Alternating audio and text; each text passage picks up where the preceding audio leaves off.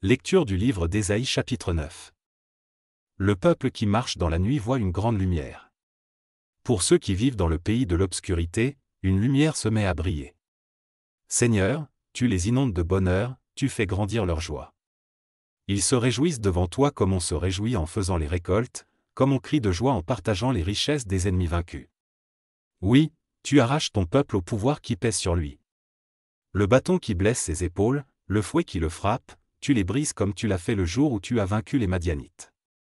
Toutes les chaussures des ennemis qui font trembler le sol, tous les habits couverts de sang sont dévorés par le feu. Un enfant est né pour nous, un fils nous est donné. Il a reçu l'autorité d'un roi. On lui donne pour nom, conseiller merveilleux, Dieu fort, Père pour toujours, Prince de la paix. Il étendra son autorité et assurera une paix sans fin. Il occupera le siège royal de David et dirigera son royaume. Il l'établira et le rendra solide en faisant respecter le droit et la justice, dès maintenant et pour toujours. Voilà ce que le Seigneur de l'univers fera à cause de son brûlant amour. La colère du Seigneur frappe le royaume d'Israël. Le Seigneur lance sa parole contre le peuple de Jacob, oui, elle est tombée sur le royaume d'Israël. Tout le monde le sait, tout Éphraïm et les habitants de Samarie le savent.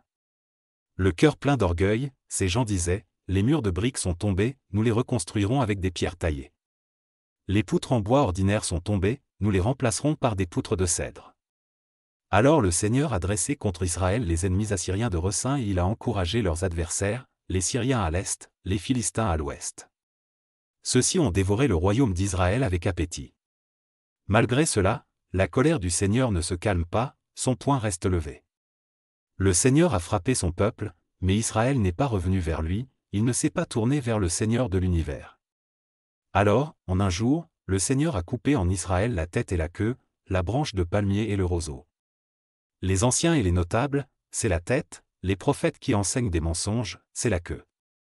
Les dirigeants ont trompé ce peuple, et ceux qu'ils dirigeaient ont pris un mauvais chemin.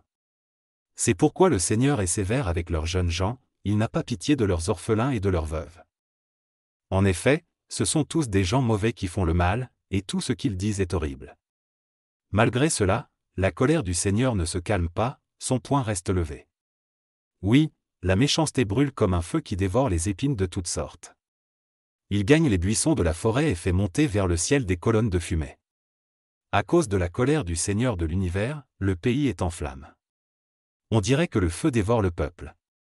Personne n'a pitié de son frère. Les gens déchirent à droite et ils ont encore faim. Ils dévorent à gauche et ils ne sont pas rassasiés.